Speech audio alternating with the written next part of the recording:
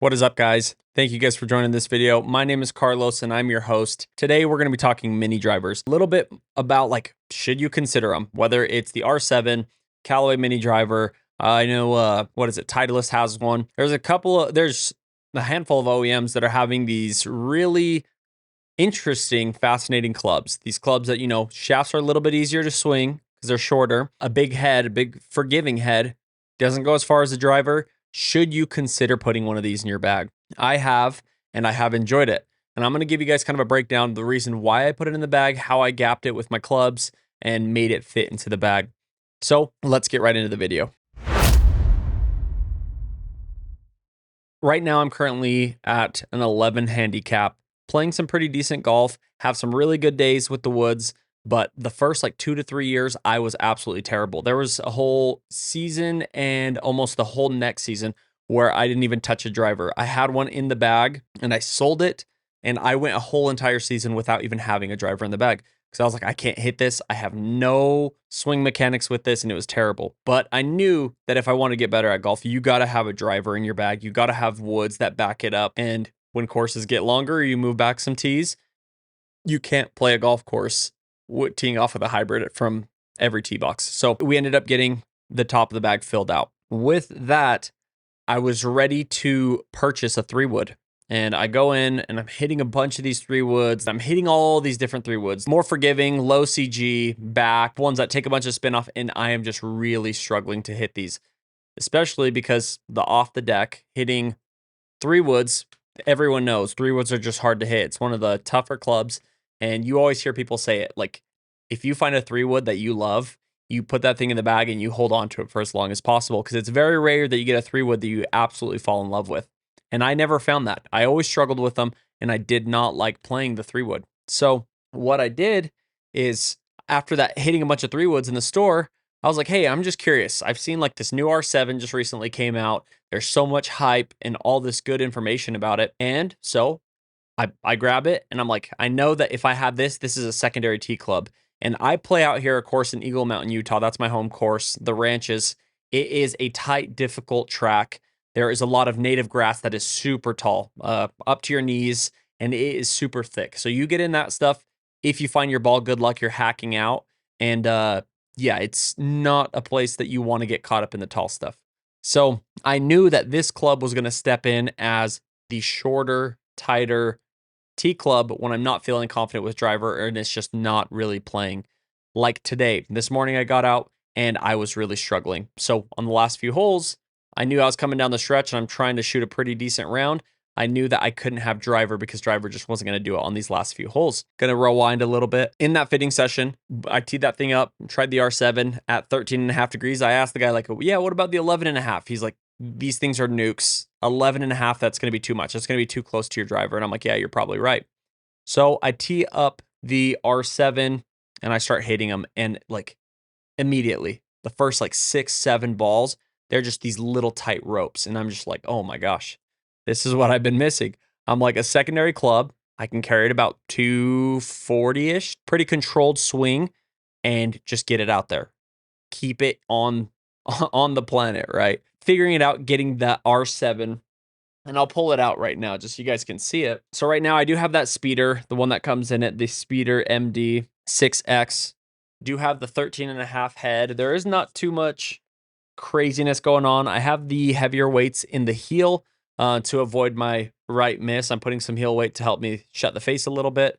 Today it's funny because I could have probably benefited from having a heavy weight slightly flipped over. Might swap this heavier one in the back to this side to just not have it full heavy in the heel on heel, but go heel on the front and then just swap these two guys around. And I'll walk you guys through what I mean by that. I know I'm kind of getting long-winded, but I think it's good to have this context as to why I did it this way. There's a couple holes out on my home track, and I just really struggle hitting driver. Doesn't matter how long I sit up on that tee box, I just cannot get comfortable with driver in hand.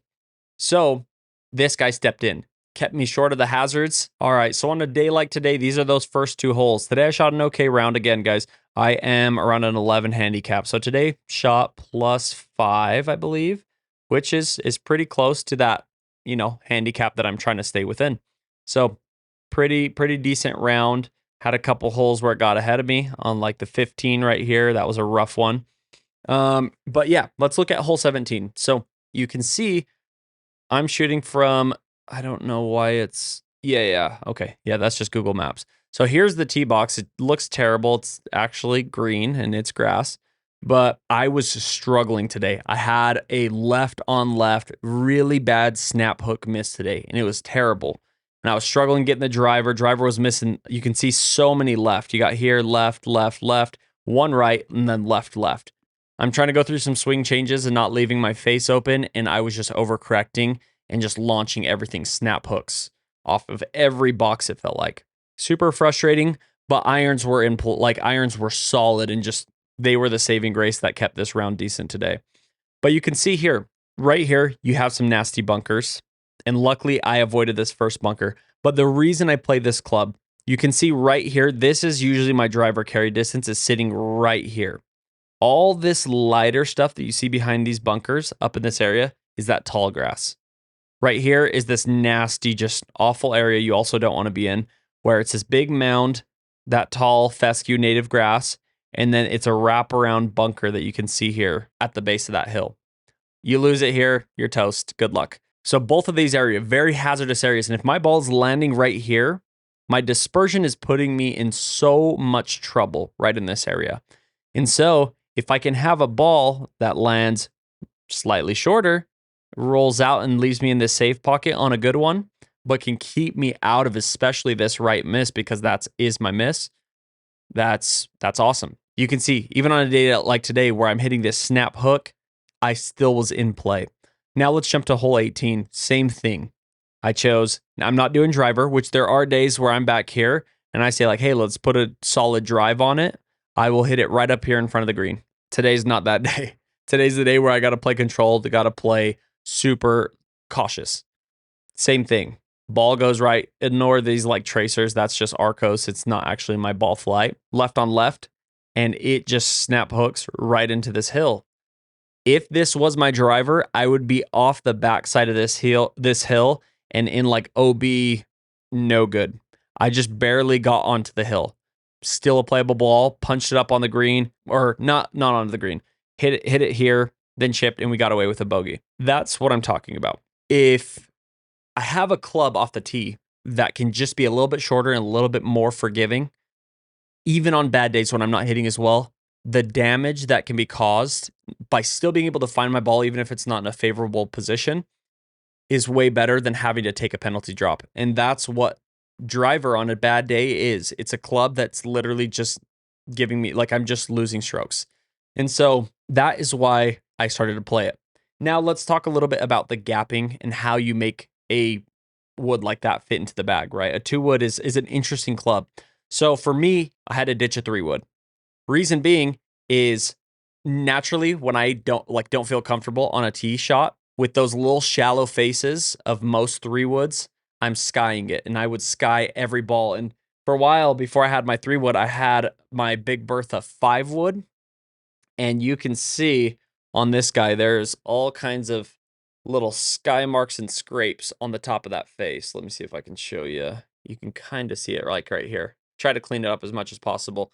But there's a lot of action happening up in that top part of the face. And so to have a shallow face wood like that is not favorable for me. I wanted something that was a bit more forgiving, a taller, deeper face to be able to actually make contact with the face when I'm not feeling comfortable over a tee shot. That's a huge pro of that. 3-wood, I'm not good off the deck with it. So it's not a shot I'm feeling comfortable with, and I'm playing super tight and tense when I do have to hit a fairway shot or something out of the rough with a 3-wood.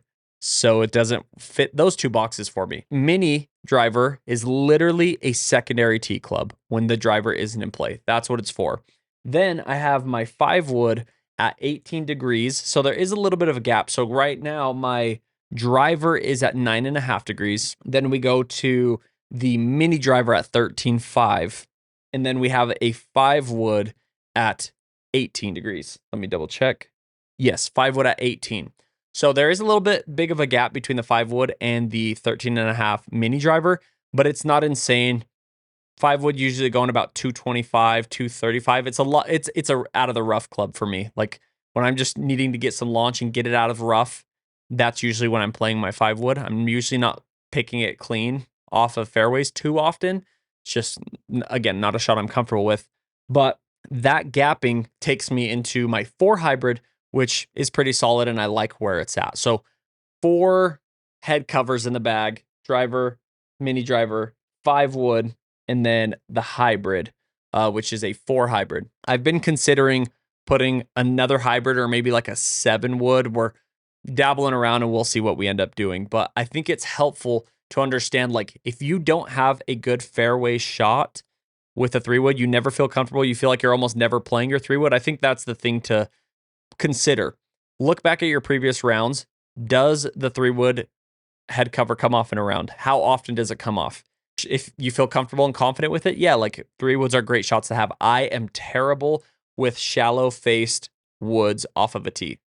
Skying them, I'm hitting down and I'm taking divots on tee boxes with 3 woods, 5 woods. It's just not good for me. So that's why I put the mini driver in the bag. Hope that makes sense. If you have questions or you've been considering or like you have questions on a specific mini driver that you've been wanting to play, let me know in the comments. I'm happy to answer any questions, like how you could gap this into your bag. Happy to answer questions. Leave them in the comments. But if you found this video helpful, informational, you got anything from it, make sure to smash that like button for the boy. Hit that subscribe button. I have a lot more videos coming out. I'm going to start doing more videos like this instead of just on course content, which takes a lot more. And yeah, I feel like this is more my vibe, to geek out on specs and clubs and things like that. So we're going to be doing a lot more content like this. So if you have any questions, you want to know more about my bag, maybe leave them in the comments, hit that subscribe button and hit that bell button so you can get notified. I really do appreciate it, guys. Thank you so much. And we will see you in the next one. Peace.